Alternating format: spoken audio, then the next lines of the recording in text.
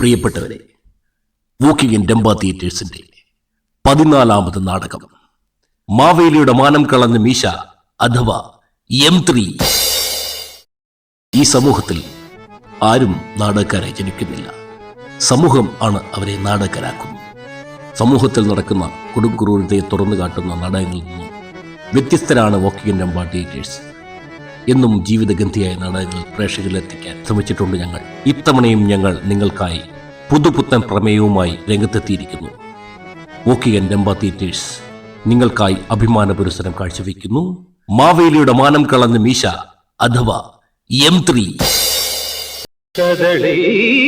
വനങ്ങളിൽ പാടുന്ന കളിത്തത്തെ കഥകളുറങ്ങുമീ മണ്ണിന്റെ മണിമുത്തേ, ഇനിയുമൊരു കഥ പറയാൻ പോരൂ, ഇനിയുമൊരു കഥ പറയാൻ പോരൂ. കതിർമണികൾ കനികളും നേദിക്കാം പോരൂ തത്തേ. ഈ കഥയിലെ കഥാപാത്രങ്ങൾ തികച്ചും സാങ്കല്പികമാണ്. അതുമായി ഈ വോക്കിങ്ങിൽ ജീവിച്ചിരിക്കുന്നവരുമായി യാതൊരു സാമ്യവുമില്ല.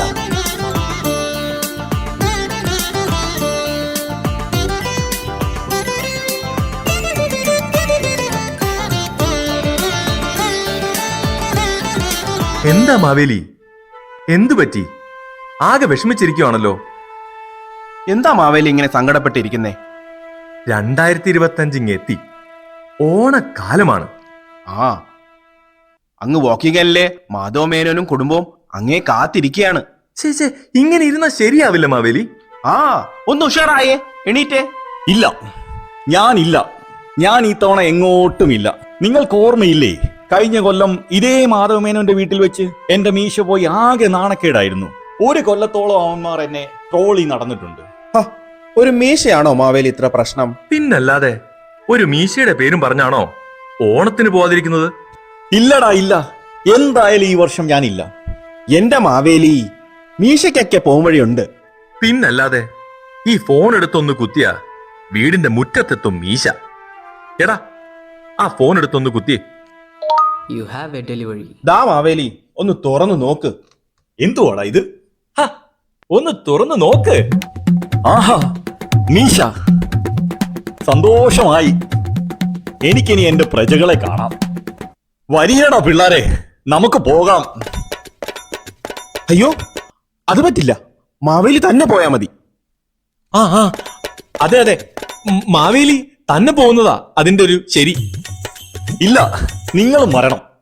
നിങ്ങൾ വന്നേ മതിയാവൂ. ഇല്ല മാവേലി, മാവേലി തന്നെ പോയാ മതി. ഈ പാതാളത്ത് പിടിപ്പത് പണിയുള്ളതാ. പിന്നല്ലാതെ, ഈ നിൽക്കുന്ന 2 ഭടന്മാരെ തീറ്റി പോറ്റണ്ടേ? ഞങ്ങൾ ഇവിടെ നിന്നോളാം. അതൊന്നും നിങ്ങൾ കാര്യമാക്കണ്ട. അവന്മാർക്കുള്ളത് അവന്മാർ ആ ഫ്രിഡ്ജിൽ നിന്ന് എടുത്ത് കഴിച്ചോളൂ. നിങ്ങൾ രണ്ടുപേരും എന്തായാലും എന്റെ കൂടെ വരണം. അത് മാത്രമല്ല മാവേലി, ഒരുപാട് പണി പിന്നെയും ഉണ്ട്.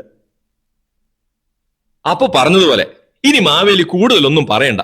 മാവേലി ചെല്ല്, ഞങ്ങൾ ഇവിടത്തെ കാര്യങ്ങൾ നോക്കി നിന്നോളാം. ഓ, എങ്കിൽ ശരി, ഞാൻ പോയി വരാം. നിങ്ങളിവിടെ കാര്യങ്ങളൊക്കെ നന്നായി നോക്കി നടത്തണേ. അതൊക്കെ ഞങ്ങള് നോക്കിക്കോളാം മാവേലി.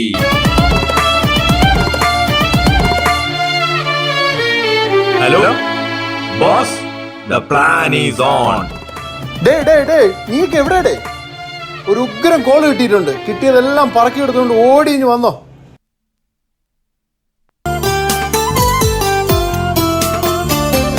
അമ്മേ ഭഗവതി കാത്തോളണേ.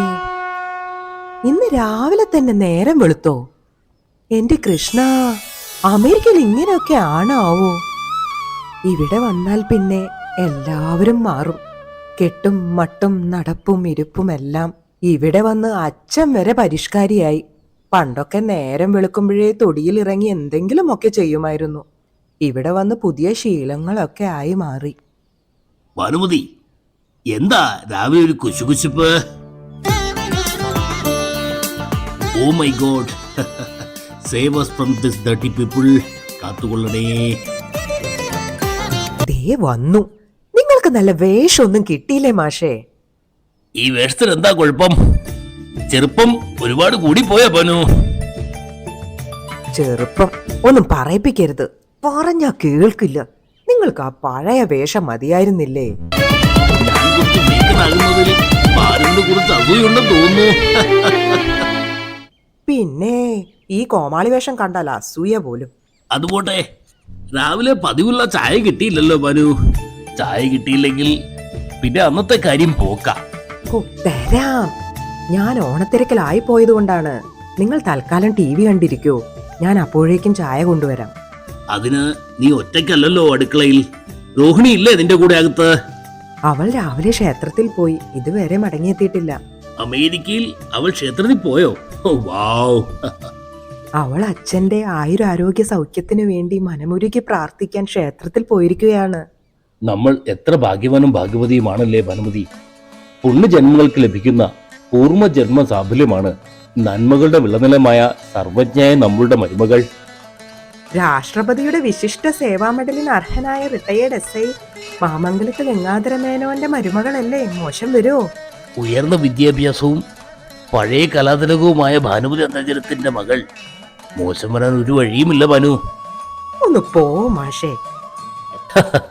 അതെ അതെ, വളരെ ക്രാന്തദർശിയും പ്രായത്തിൽ കവിഞ്ഞ അറിവും പക്വതയും അവളുടെ ഇമേജ് വളരെ വർദ്ധിപ്പിച്ചിട്ടുണ്ട്. സമൂഹത്തിന് നന്മയും സൽപ്പേരും സൃഷ്ടിച്ച കുടുംബത്തിന്റെ അന്തസ് അവൾ വാനോളം ഉയർത്തണമെന്നാണ് എന്റെ ആഗ്രഹം. ദേ, അവളെ കുറിച്ച് പറഞ്ഞ് നാക്കകത്ത് കിട്ടില്ല. അപ്പോഴേക്കും അവളിങ്ങെത്തി. ആഹാ, അച്ഛനും അമ്മ എണീറ്റോ?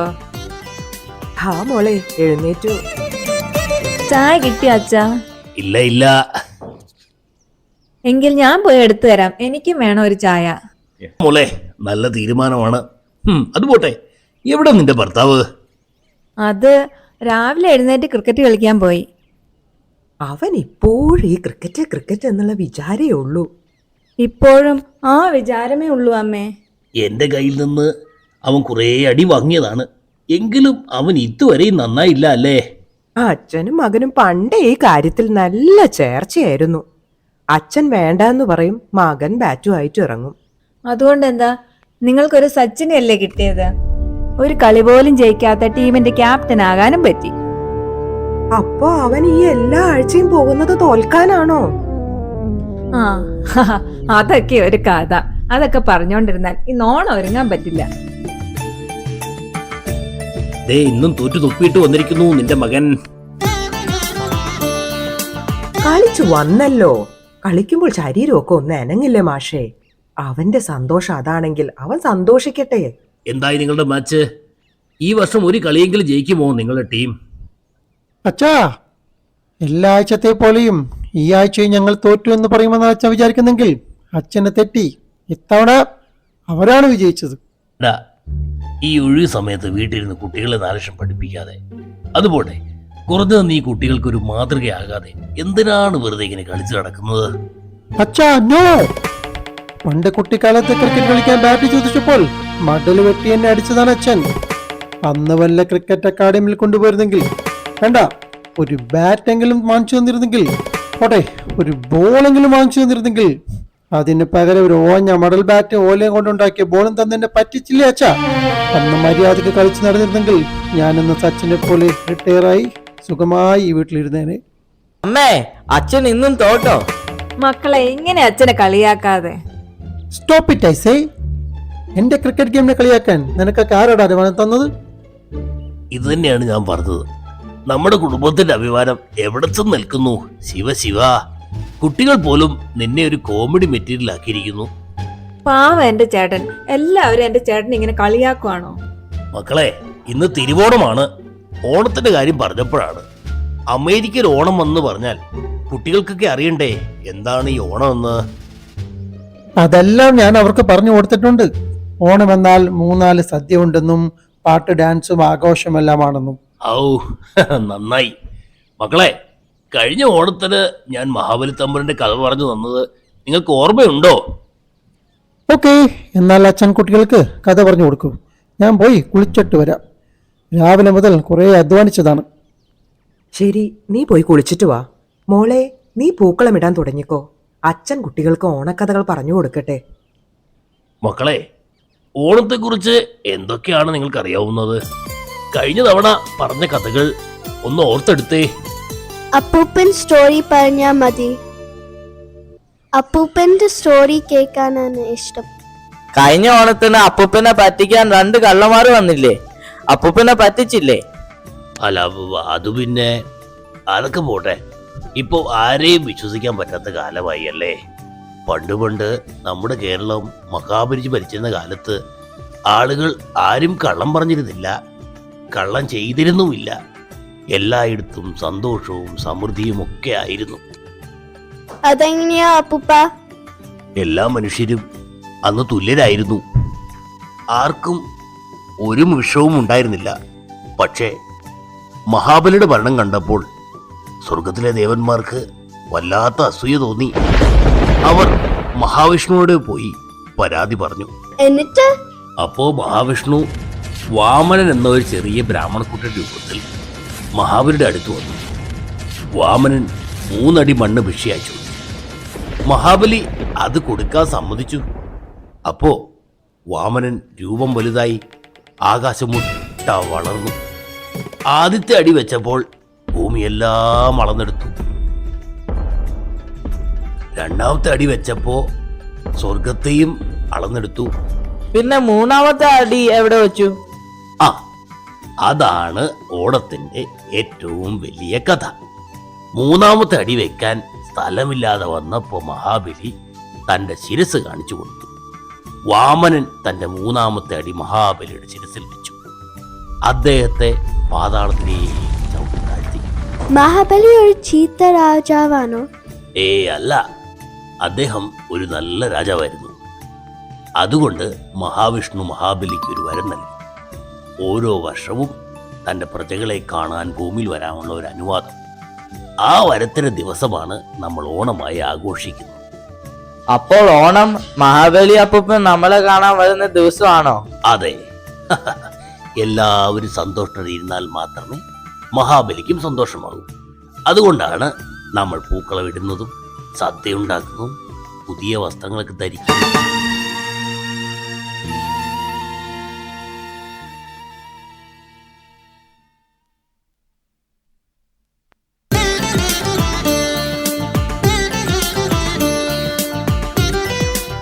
നാട്ടിൽ എന്തൊക്കെ ഓപ്ഷൻസ് ആയിരുന്നോ, ഒരു ഭംഗിയായിരുന്നു അതിന്.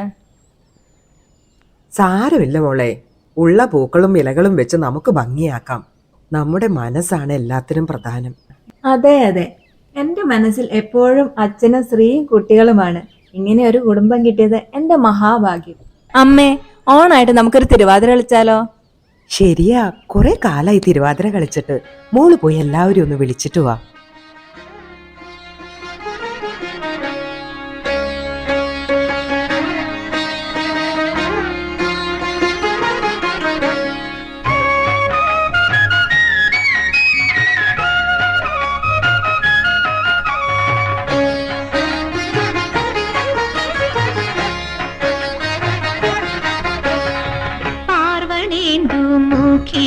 പാർവതി ഗിരീശ്വരന്റെ ചിന്തയിൽ മുഴുകി വലഞ്ഞു. മാഷേ, എന്താ അവിടെ ഒറ്റയ്ക്ക് മാറി നിൽക്കുന്നേ? ഇന്ന് വന്നേ, നമുക്ക് എല്ലാവർക്കും കൂടി തിരുവാതിര കളിക്കാം. വാ അച്ഛാ, അച്ഛനില്ല തിരുവാതിര കളിച്ച ഒരു രസവും ഇല്ല. ഇതൊക്കെയല്ലേ ഒരു രസം. ചിന്തയിൽ മുഴുകി വലഞ്ഞു. നിദ്ര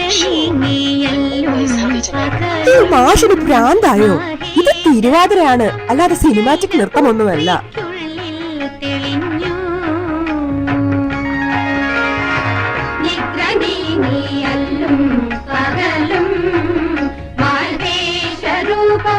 ശൈലപുത്രിക്കുള്ളിൽ തെളിഞ്ഞു.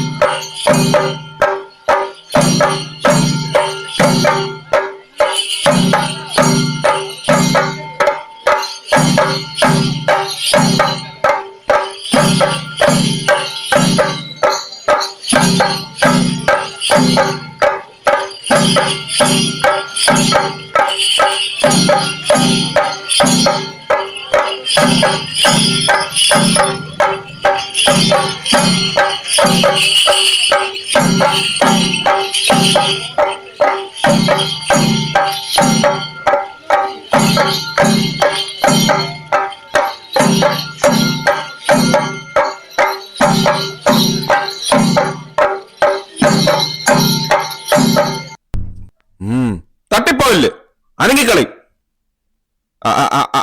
അല്ല, അനങ്ങിപ്പോയില്ല, തട്ടിക്കളയും.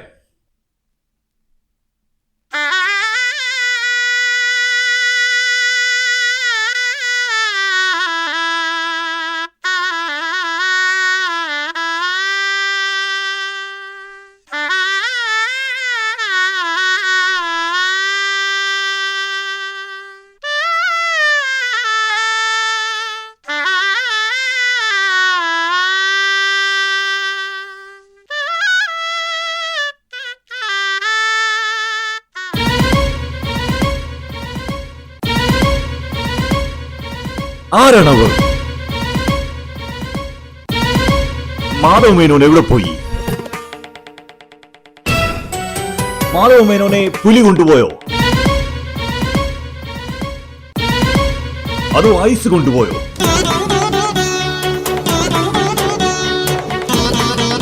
അങ്ങനെ അനവധി നിരവധി ചോദ്യശരങ്ങളുമായി കഥ വൻവഴി തിരിവിലേക്ക് കടക്കുന്നു. തുടർന്ന് കാണുക. അമ്മേ, അമ്മ എവിടെ? അമ്മ, ഞാനിവിടെ ഉണ്ട് മോനെ. ഓ, കുന്തം പോലെ നിൽക്കാതെ ഇവിടെ വന്ന് ബോധം കെടൂ. എന്നിട്ടാണ് എനിക്ക് 2 ഡയലോഗ് പറയാം. അമ്മേ, അമ്മേ, എന്തെങ്കിലും പറയും. എന്റെ മോനെ, അച്ഛനെ അവർ കൊണ്ടുപോയി. പോലീസിനെ വിളിക്കണം, ഉടനെ പോലീസിനെ വിളിക്കണം. 911 വിളിക്കൂ. അവർ ഇനി എന്ത് ചെയ്യും? എന്റെ മാഷേ.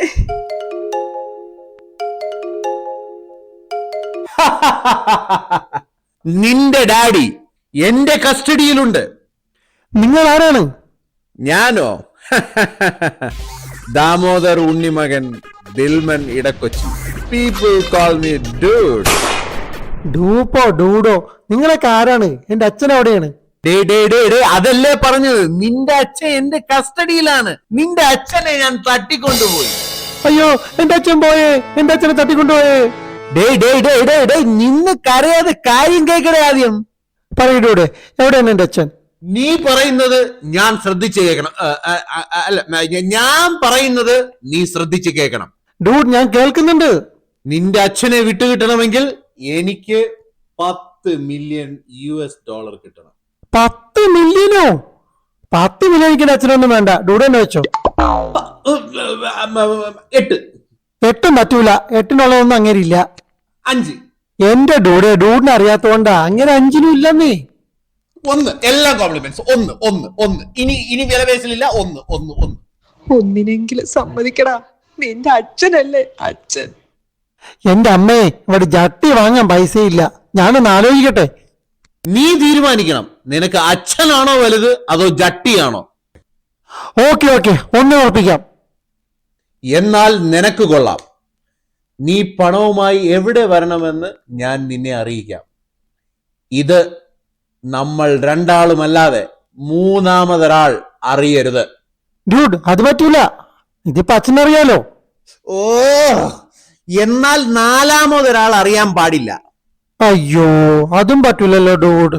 ഞാൻ എന്ത് കാര്യം ഉണ്ടായാലും എന്റെ ഭാര്യയോട് പറയും. ഭാര്യ അറിഞ്ഞാലും അമ്മയോടും പറയും. ഇല്ലെങ്കിൽ ആകെ ഒരു ബുദ്ധിമുട്ടാണ് ഡൂഡ്.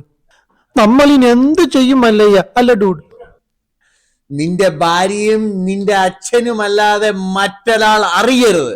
അറിഞ്ഞാൽ നിന്റെ അച്ഛന്റെ അവസ്ഥ. അത്രയ്ക്ക് കോമഡിയാണോ ഡൂഡ്? നീ ചിരിക്കുന്നോ?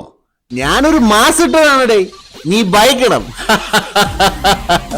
അപ്പോൾ പറഞ്ഞതുപോലെ ഈ വിവരം നമ്മളല്ലാതെ വേറെ ആരും അറിയാൻ പാടില്ല. പ്രത്യേകിച്ച് കോപ്സ്. കോപ്പോ? എന്ത് കോപ്പ്? കോപ്പല്ലടേ, കാപ്സ്. പോലീസ്. ഇല്ല ഡൂഡ്, ഞങ്ങൾ ആരോടൊന്നും പറയില്ല.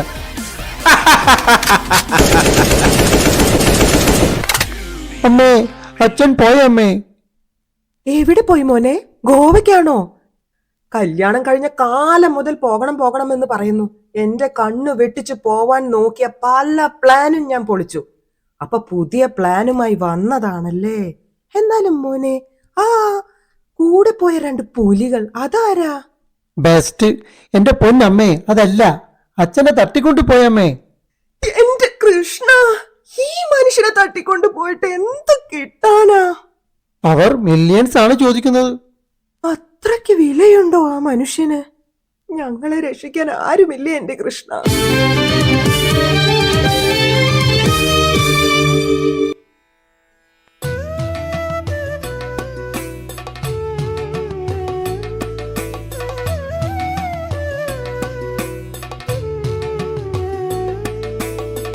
മാവേലി നാടു വാണിടും കാലം മനുഷ്യരെല്ലാരും ഒന്നുപോലെ ആമോദത്തോടെ എന്താ മക്കളെ, എന്തു പറ്റി?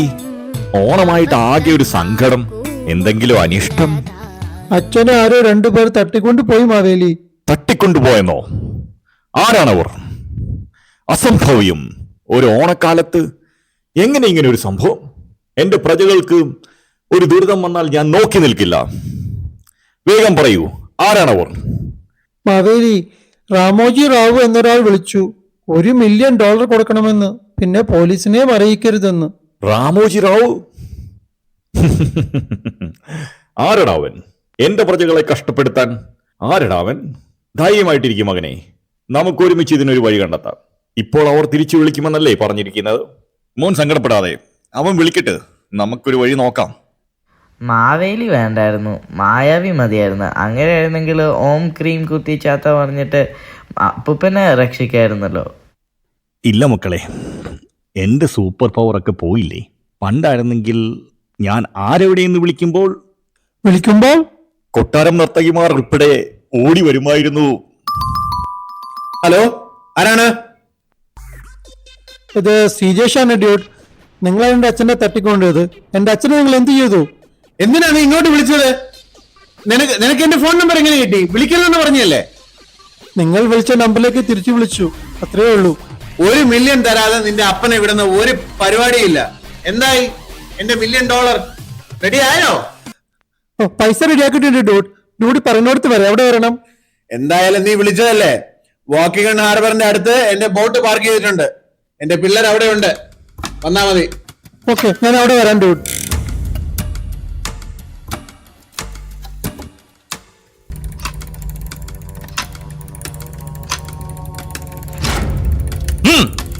നടക്കിങ്ങോട്ട്, നടക്ക് ഇളവാ ഇങ്ങോട്ട്. എടാ മഹാഭാവികളെ, നിങ്ങളായിരുന്നല്ലടാ ഇളവാ. കഴിഞ്ഞ തവണ ഞങ്ങളുടെ പ്ലാൻ ഒരു ഇച്ചിരി പാളി. ഇത്തവണ ഞങ്ങൾ ഫുള്ളി പ്ലാൻഡ് ആണ്. എടാ മഹാഭാവികളെ, നിനക്കൊക്കെ വേറെ ആരെയും കണ്ടില്ലടാ പിടിച്ചോണ്ട് വരാൻ. നിങ്ങൾക്ക് വേറെ ആളെ കിട്ടിയില്ലേ? ഇനി എന്നെ അഴിച്ചുവിടടാ. നീ മിണ്ടരുത്, നിന്നെ ഇഞ്ചിഞ്ചായി കൊല്ലണം. അമ്മ അതിന് പണിയല്ലേ നീ കാണിച്ചത്? എന്തിനാടാ എന്നെ ഇവിടെ പിടിച്ചോണ്ട് വന്നത്? നിങ്ങളോടൊക്കെ കുറച്ച് കണക്കുകൾ തീർക്കാനുണ്ട്. ഡാ പോണ അവിടുന്ന്. എന്റെ മകനെയും മകളെയും കാണാൻ വന്നാ ഞാൻ. എന്റെ കയ്യിൽ ഒരു കുന്തവും ഇല്ല. മുത്തച്ഛൻ അറിയില്ലല്ലേ, കഴിഞ്ഞ തവണ ഓണത്തിന് നിങ്ങളുടെ വീട്ടിലൊന്ന് ചെറുതായിട്ട് കക്കാൻ കയറിയതിന് ഞങ്ങളെ ആ മാവേലിനെ ഇട്ട് പിടിപ്പിച്ചല്ലേ. ഞങ്ങളെ മാവേലി കൊണ്ടുപോയി അവിടെ പണിയെടുപ്പിച്ച് അവിടെ അങ്ങേർക്ക് അരി വെച്ച് കൊടുക്കായിരുന്നു നമ്മള്. എന്നെ അഴിച്ചുവിടടാ ദ്രോഹിയേ. അല്ല ഡോൾബിയമ്മായി, ഞങ്ങൾക്ക് അങ്ങനെ വെറുതെ വിടാൻ പറ്റില്ല. ഞങ്ങൾക്ക് ഞങ്ങളുടെ ബോസിനോട് ചോദിക്കണം. ഓഹോ, അപ്പൊ അതാണല്ലേ. ആരോ കയറി കളിക്കുന്നുണ്ടെന്ന് എനിക്ക് മനസ്സിലായി. നിനക്കൊന്നും ഒറ്റയ്ക്ക് വരാനുള്ള ധൈര്യം കാണില്ല എന്നെനിക്കറിയാം. അവതാരപ്പിറവികളുടെ എല്ലാ രൗദ്രഭാവങ്ങളും ആവായിച്ച് ആ മൂർത്തിക്ക് ഇന്ന് പേര് ദാമോദരൻ ഉണ്ണിമകൻ ദിൽമൻ ഇടക്കൊച്ചി എന്നാണ്. ദാ കാണ്.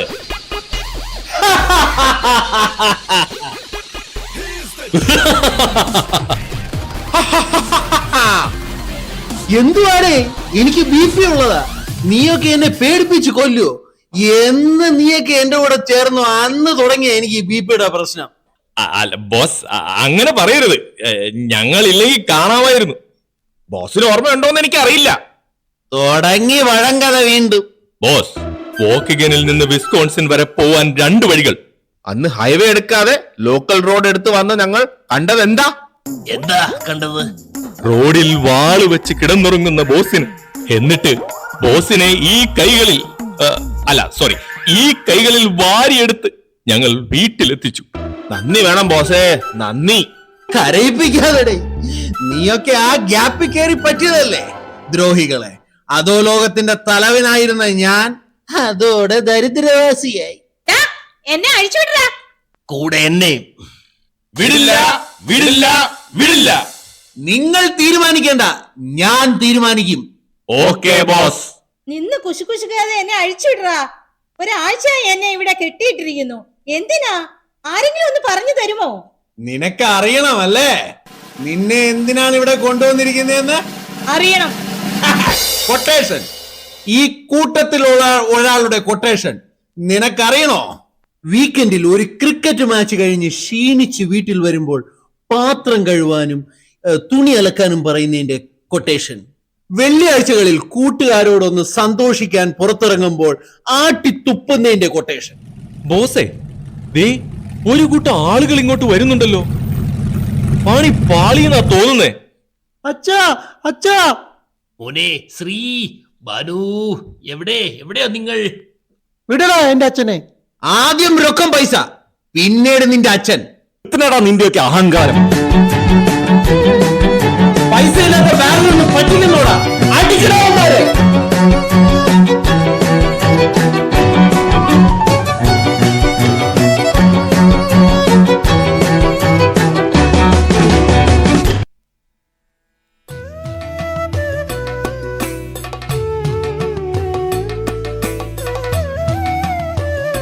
വന്ന് വന്ന് എന്ത് പോക്രിത്തരവും കാണിക്കാമെന്നായോ? നിനക്കൊന്ന് എന്റെ ശരിക്കുള്ള സ്വഭാവം അറിഞ്ഞുകൂടാ. പണ്ട് എന്നോട് വാമനൻ 3 അടി മണ്ണ് ചോദിച്ചപ്പോൾ 3-ാമത്തെ അടി എന്റെ തലയിൽ വെക്കാൻ പറഞ്ഞത് എന്റെ മാന്യത എന്നും പറഞ്ഞ് നീയൊക്കെ ഇപ്പോൾ കാണിക്കുന്ന ഈ പ്രവൃത്തികൾക്ക് നിന്നെയൊക്കെ ചവിട്ടി താക്കും. മാവേലി, ഞങ്ങളോട് ക്ഷമിക്കണം മാവേലി. നിന്നെയൊക്കെ നന്നാക്കാൻ വേണ്ടിയല്ലേ ഞാൻ പാതാളത്തിലേക്ക് കൊണ്ടുപോയത്. നിനക്കുള്ളത് ബാക്കി അവിടെ വന്നിട്ട് മേനോടെ അയച്ചു വിടറാ. രാജാവേ, എന്നെ കൂടി ഒന്ന് അഴിച്ചുവിടാമോ? ഇതാരാ? അയച്ചു വിടറാ. ഒന്ന് മാറിയേ. ചെറിയൊരു പണിയുണ്ട്. നിനക്ക് ഈ കൊട്ടേഷൻ തന്ന അയാൾക്കുണ്ടല്ലോ, ഞാൻ വീട്ടിൽ ചെന്ന് കൊടുത്തോളാം. ഈ ഓണം എല്ലാവർക്കും നന്മയുടെയും സ്നേഹത്തിന്റെയും സന്തോഷത്തിന്റെയും ഒരു ഓണമാകട്ടെ.